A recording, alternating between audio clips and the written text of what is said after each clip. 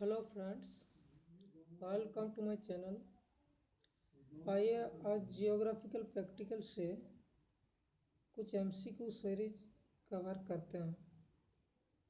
देखिए question number 21। which one of the following circumstance Pearson's coefficients of correlations is used? Pearson coefficients of correlation is used. Option A, when the data set is positively skewed. Option B, when the data set is negatively skewed. Option C, when the data is normally distributed. Option D, when the data is abnormally distributed. यहाँ पे answer किया हुआ है। देखिए option C इसका right answer होगा when the data is normally distributed। Pearson coefficient में when the data is normally distributed रहता है। नेक्स्ट क्वेश्चन है mean median and mode coincide if the distribution of value is when negatively squared, normal, positively squared, relatively distributions. और right answer होगा option B, normal.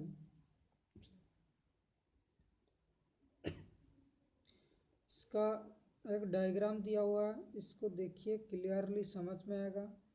यहाँ पे negatively skewed, mean, median, mode negative की ओर जा रहा है। यहाँ पे बीच का जो डायग्राम है normal, no skewed, mean, median, mode one side में है, वन लेवल में है।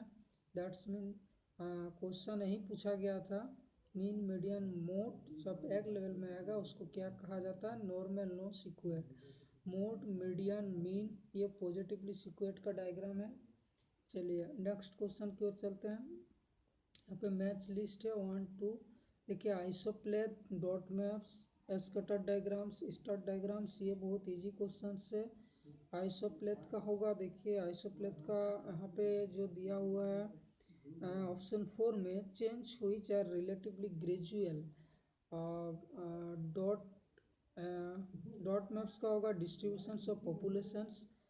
विंड डायरेक्शंस होगा स्टार डायग्राम। ओके, आप अब इसको आसानी से मैच कर लीजिए।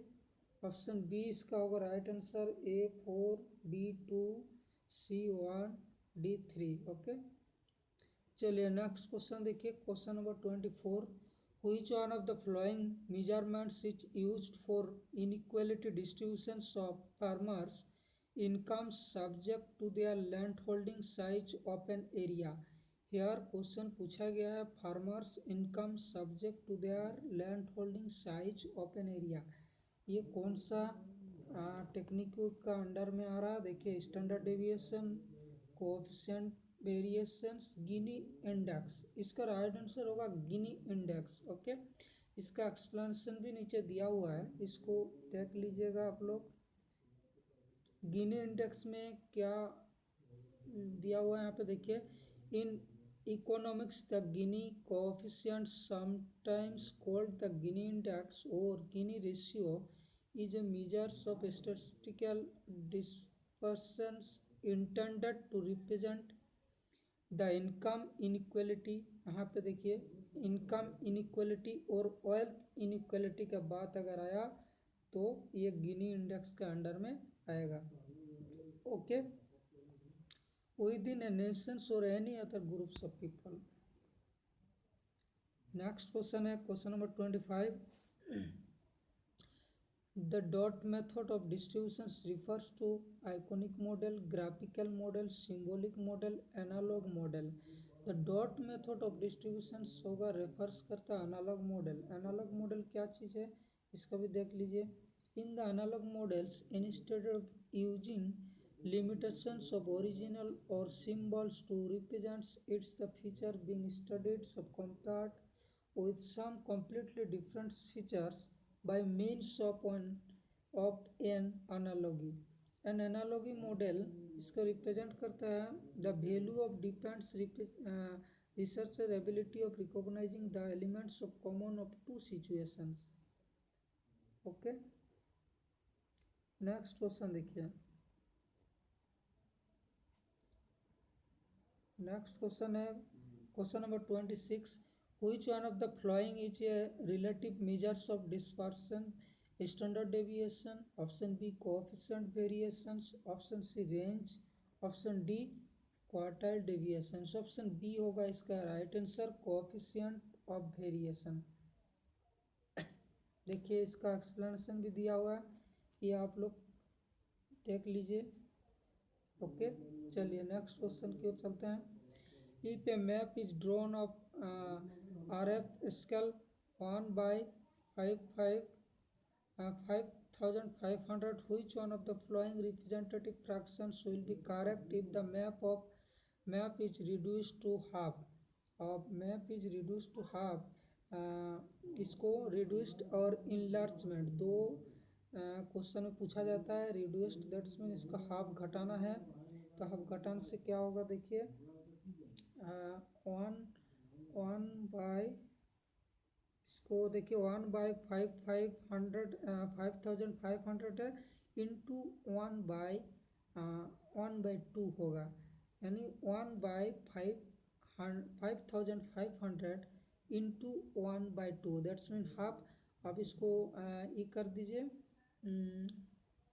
मल्टीप्लाई कर दीजिए, 1 में 1 होगा और 5500 इंटू 2 दैट्स मीन 11000 होगा।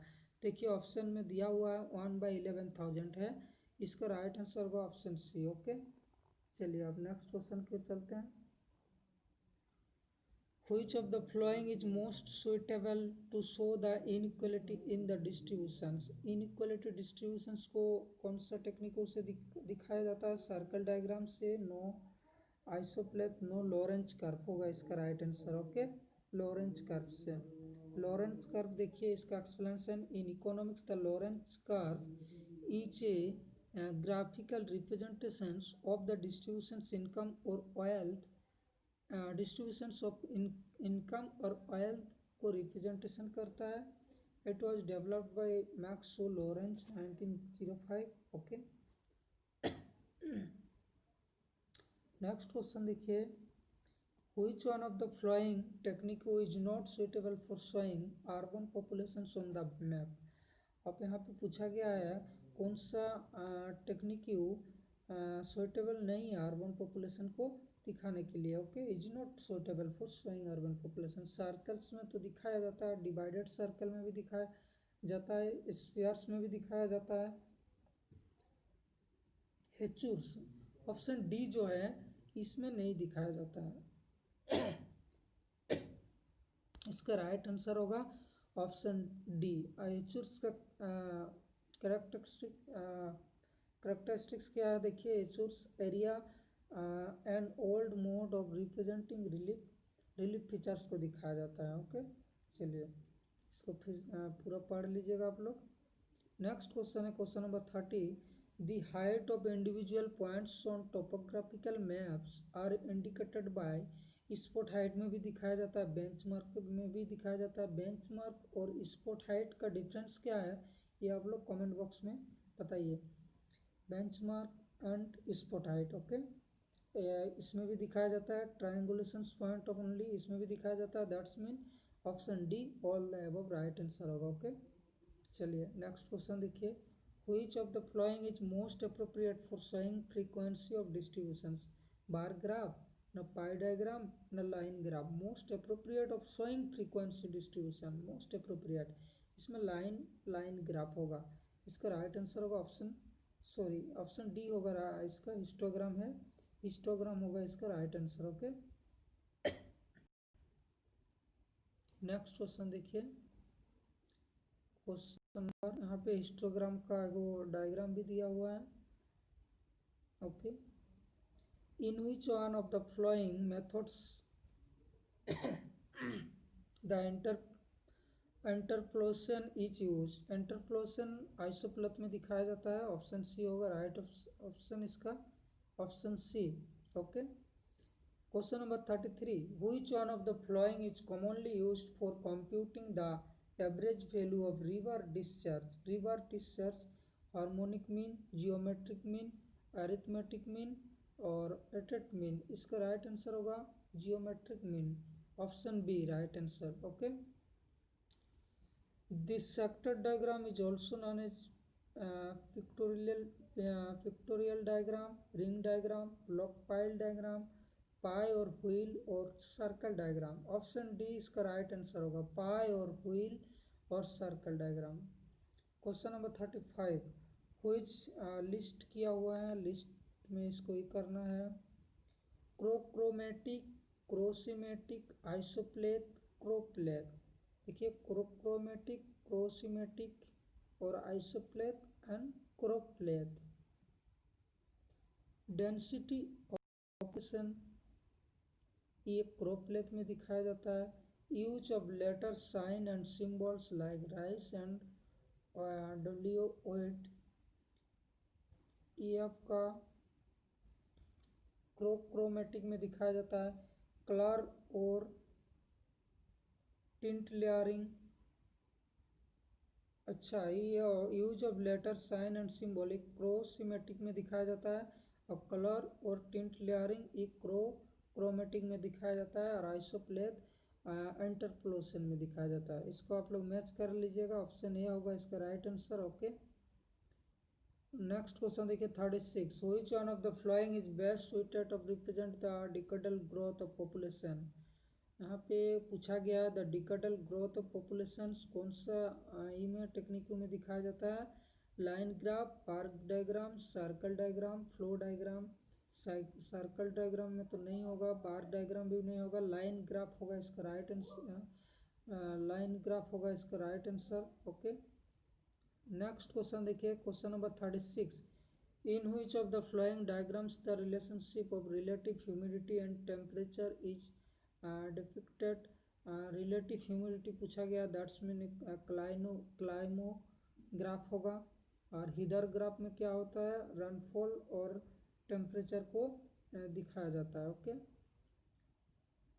ऑप्शन डी इसका राइट आंसर होगा। देखिए इसको आप लोग पढ़ाई कर लीजिएगा, स्टडी कर लीजिएगा।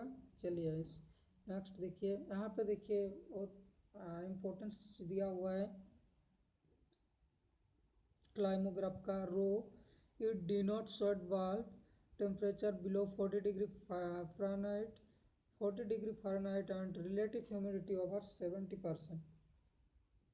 नेक्स्ट में आ गई, it denotes temperature over 60 degree Fahrenheit and relative humidity over 70%. Scorching, it denotes temperature over 60 degree Fahrenheit and relative humidity less than 40%.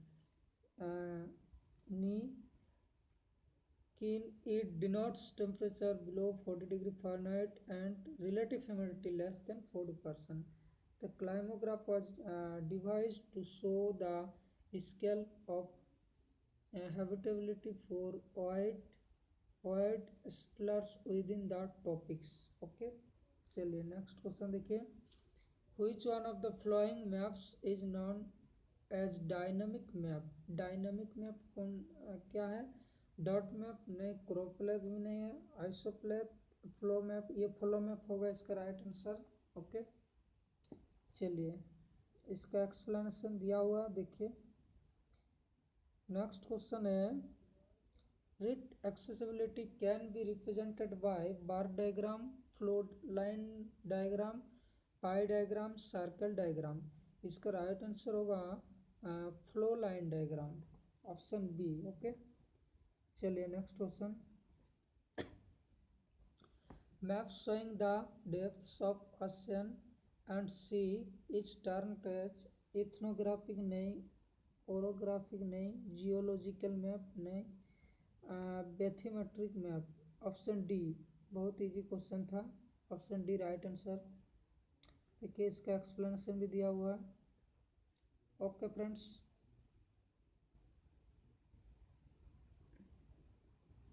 Thanks. Next video में नेक्स्ट क्वेश्चन अपलोड किया जाएगा।